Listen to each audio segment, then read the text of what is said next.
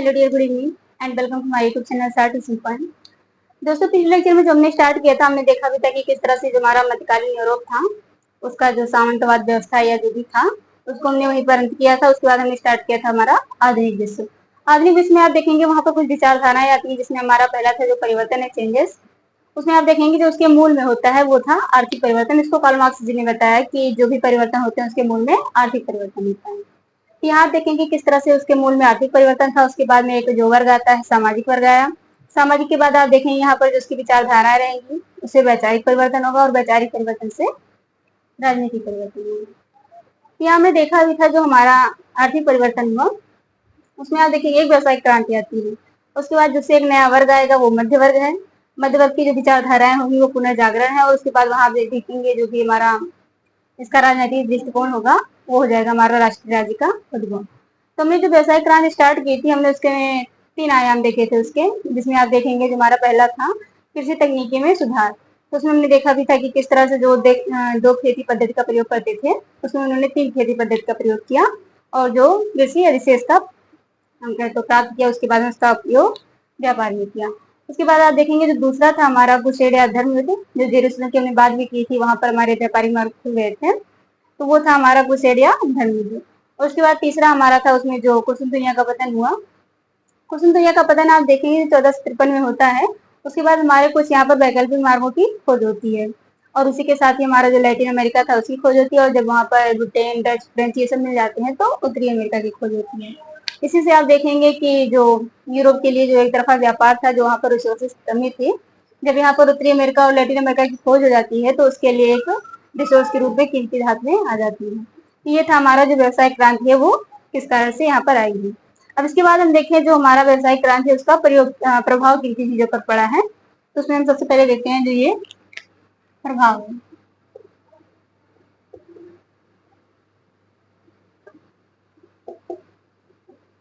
व्यवसायिक क्रांति का प्रभाव, इसमें आप देखेंगे जो सबसे पहला प्रभाव पड़ रहा है वो है मुद्रा के लेन देन पर।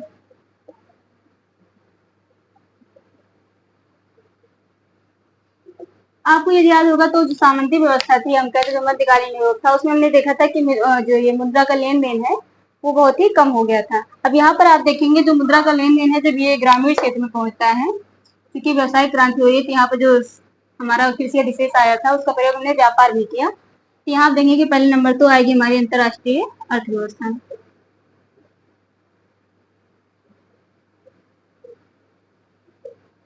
उसके बाद यहाँ पर मिलेगा हमारा नगरीकरण को बढ़ावा। अब इसके साथ ही जो ये मुद्रा का लेन देन है ये पहुंचेगा ग्रामीण क्षेत्रों में। तो हम कहें तो ग्रामीण क्षेत्र में मुद्रा का प्रसार।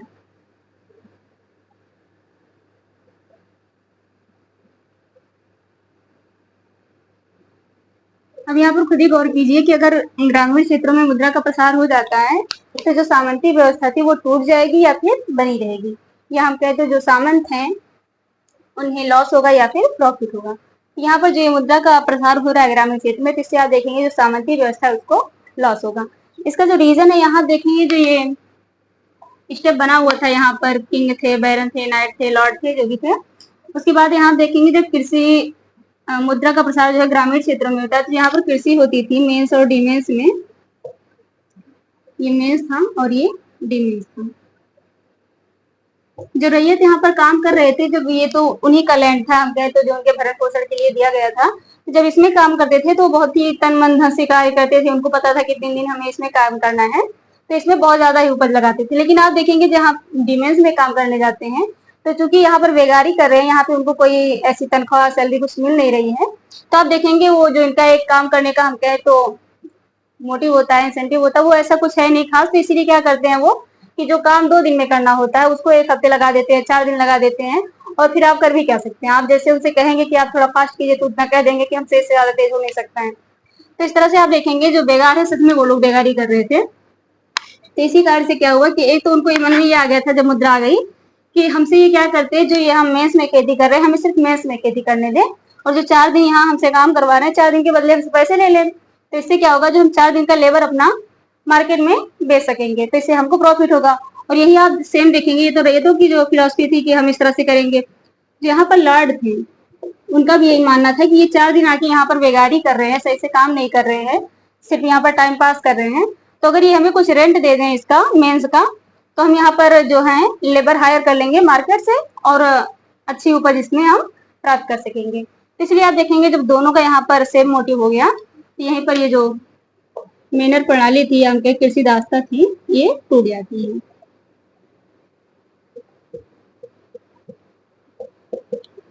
इस तरह से यहाँ पर ये टूट जाती है। तो आप देखेंगे आगे चल करके जब ये ग्रामीण क्षेत्र में मुद्रा का प्रसार होगा, तो यहाँ पर सामंतों का पतन हो जाएगा।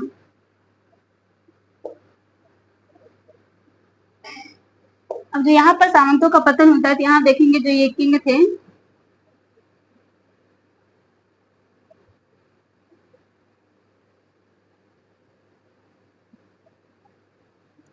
अब यहाँ देखेंगे जब पहले कर लिया जाता था सामंती व्यवस्था के पहले, तो यहाँ अगर पब्लिक है, जनता है, तो अगर उससे कर ले रहे हैं तो राजा के पास डायरेक्ट जाता था। लेकिन जब से ये सामंती व्यवस्था आई थी, यहाँ देखेंगे पहले नाइट के थ्रू बैरन, बैरन के थ्रू लॉर्ड, उसके बाद एक बहुत ही कम राशि दी जाती थी किंग को। तो इस तरह से आप देखेंगे जब यहाँ पर अब सामंती व्यवस्था टूटने लगी, मेहनत प्रणाली टूट गई, तो किंग की जो महत्वाकांक्षा है वो जग गई कि अब जब ये टूट ही रहे हैं तो मैंने और सरप्राइज हम कहें तो दबा देते हैं, सप्रेस कर देते हैं।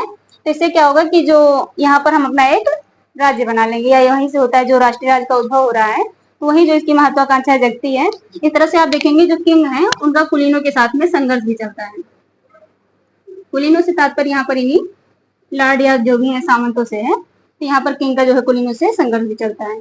इसके बाद आप देखेंगे जो यहाँ पर राष्ट्रीय राज्य का उद्भव आता है कॉन्सेप्ट सामंतों के पतन के बाद।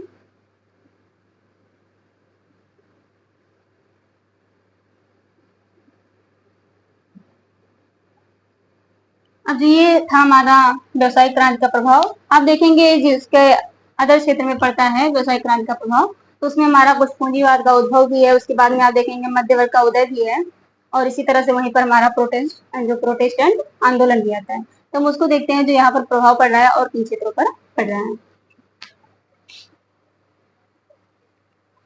अब यहाँ आप देखेंगे जो ये व्यवसायिक क्रांति है हमारा, जब इससे हमारा अंतरराष्ट्रीय अर्थव्यवस्था आएगी,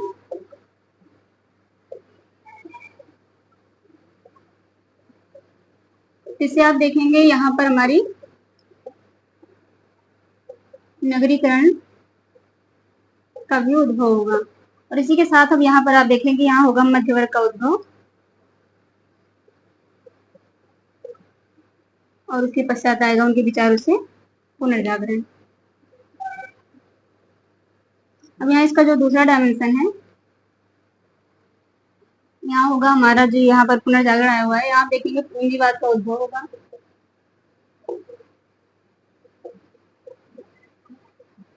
और यही हमारा जो है प्रोटेस्टेंट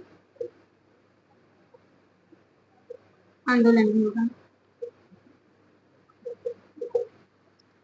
अभी जो हमारा यहाँ पर क्रमवार तरीके से चल रहा है, यहाँ अगर हम देखें सबसे पहले जो पूंजीवाद का उद्भव किस तरह से हो रहा है, उसके बाद हम देखते हैं जो मध्य वर्ग का उद्भव है, ये तो हमारा हो ही गया, किस तरह से यहाँ पर व्यापार को बढ़ावा मिला, उसके बाद में यहाँ पर नगरीकरण की जो व्यवस्था है वो कायम हुई।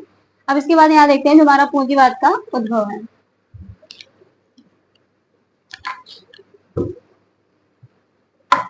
अब यहाँ आप देखेंगे जो पूंजीवादी व्यवस्था है या जो पूंजीवाद है, ये सामंती व्यवस्था से बिल्कुल ही अलग है, क्योंकि उसमें आप देखेंगे जो सामंती व्यवस्था थी, इसमें जो आधार था वो क्या था, कृषि। क्योंकि यहाँ आप देखेंगे जो ये पूंजीवाद है, यहाँ पर जो आधार है वो व्यापार है।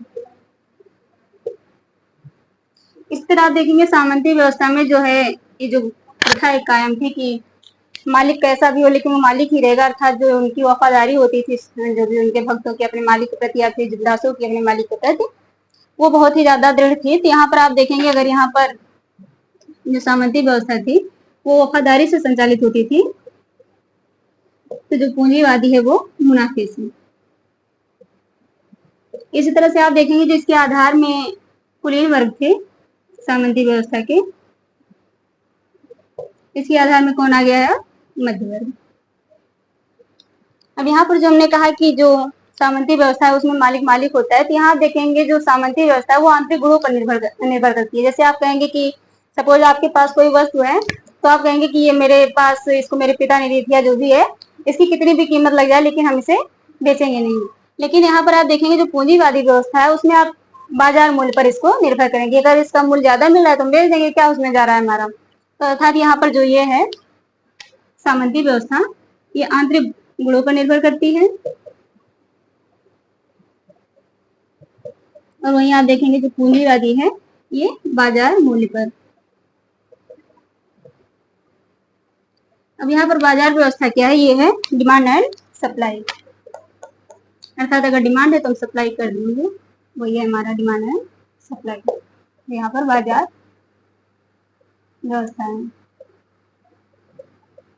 ये है हमारा पूंजीवाद का उद्भव। अब इसके बाद हम देखते हैं जो हमारा मध्य वर्ग का उद्भव। अब यहाँ जो हमारा आता है वो है मध्य वर्ग का उद्भव।